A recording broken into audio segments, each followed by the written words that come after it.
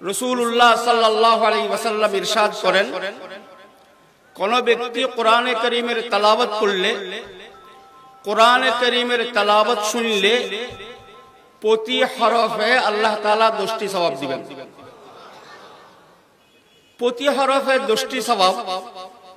একদিক দিয়ে অক্ষর, আরেক দিক দিয়ে সওয়াব, পরিমাণে তুলনা হয় না।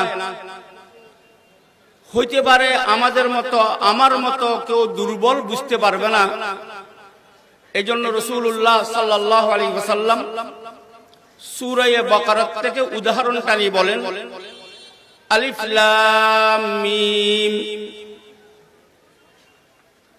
এটা পরে রাসূল বলেন, আলিফ হারফুন, লাম হারফুন, মিম হারফুন। আলিফ এটা একটা হরফ, লাম এটা একটা হরফ, মিম এটা একটা হরফ।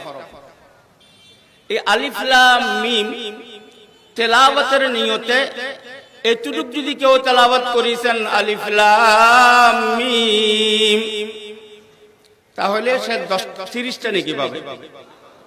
কয়টা নেকি পাবে? 30টা নেকি পাবে।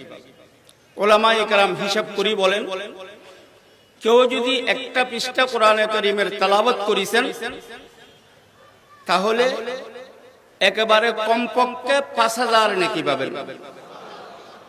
এক পৃষ্ঠাতে কত? 5000।